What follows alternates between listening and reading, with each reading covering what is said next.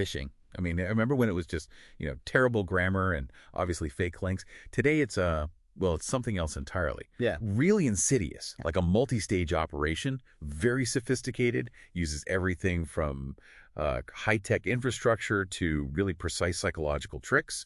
There's this whole modern dark economy behind it. So that's what we're doing in this deep dive, looking right into its complex architecture. That's exactly right. The way phishing has evolved is pretty remarkable. It blends the tech and the human element almost seamlessly now. Our mission here is to really dissect these attacks, from the first look, the reconnaissance, all the way to how they cash out. And maybe most importantly, we want to explore how you can actually build up a strong, resilient defense against these things. Okay, yeah, let's unpack that. The sources we looked at mentioned this kill chain concept for attacks, and it kicks off with reconnaissance. What really jumps out is how deep they go in this first stage, especially if it's a targeted attack. What sort of details are they actually hunting for? Well, what's fascinating is how directly that intel gathering links to success rates. It's not just a quick search. We're talking meticulous profiling. They use open source intelligence, social media, company websites, LinkedIn, you name it. They gather details on organizational structures, who the key people are, even how people communicate. Think about it. A big generic campaign might only get a 1% to 3% success rate? Pretty low, yeah. But these really tailored attacks, spear phishing and the like, where they've done their homework, success rates can jump to 10, maybe even 20%. Wow. So that initial investment in intelligence, it really optimizes their effort and maximizes the potential payoff. Yeah, those numbers really tell a story. Okay, so they've gathered all this detailed intel. What's the next move? How do they actually build the technical side of things to launch the attack? Are there more advanced spoofing techniques we should know about beyond just a slightly off email address?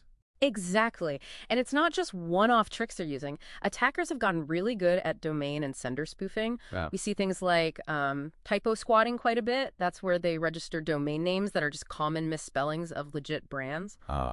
Banking on a typo. Right. Or IDN spoofing that uses characters from different alphabets that look almost identical. So a fake URL can seem exactly like the real one at first glance. Sneaky. Very.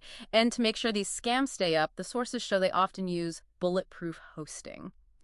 These are hosting services that basically just ignore takedown requests, gives them a stable platform for their malicious sites. And automation is huge here too. Tools like Auto Sneak Fish help them quickly set up all this evasive infrastructure. Okay, this is where I think it gets really fascinating, the psychological side.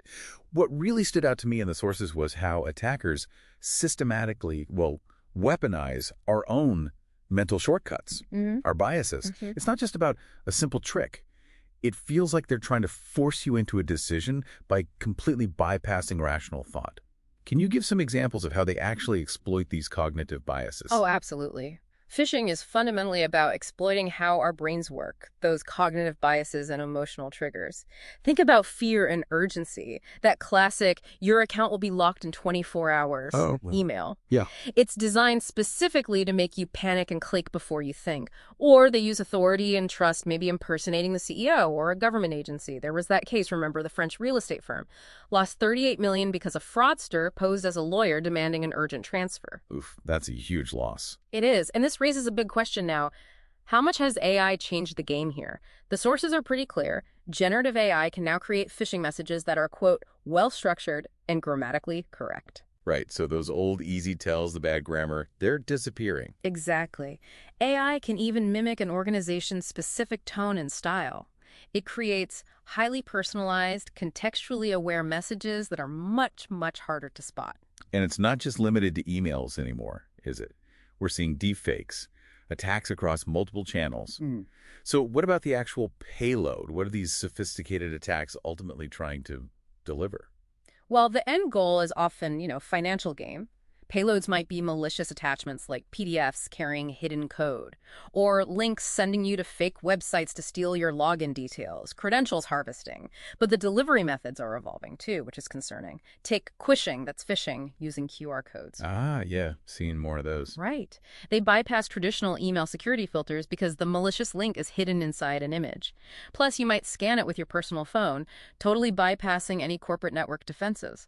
And it gets even more complex, right? Like callback phishing, where the email isn't the attack itself, it's just bait. Bait to get you on a call or video chat with the attacker.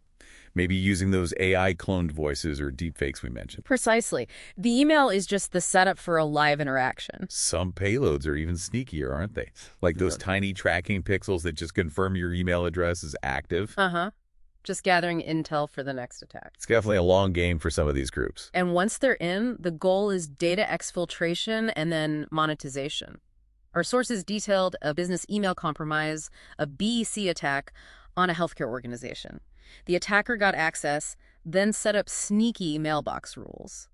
These rules automatically deleted emails between key finance people. Creating a blind spot. Exactly. They put themselves in a man-in-the-middle position to approve a big fraudulent wire transfer.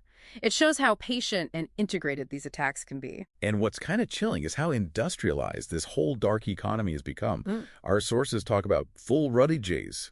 That's the term for complete sets of stolen personal and financial data. They're not just dumped online, they're sold like products.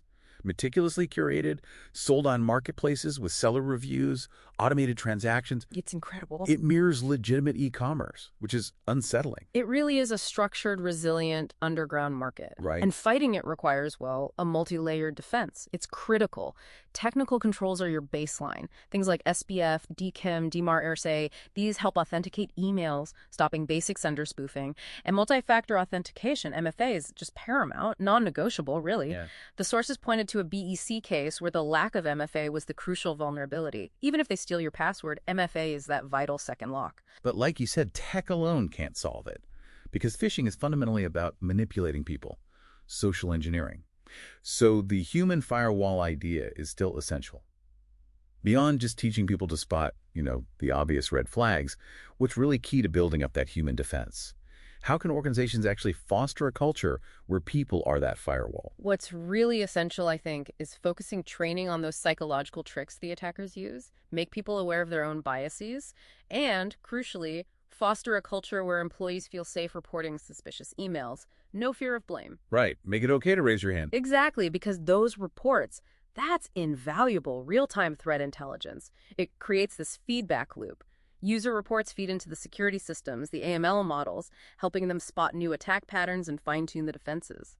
This kind of self-learning system means every single reported incident makes the whole organization stronger. It makes you, the user, a critical sensor in the entire defense architecture.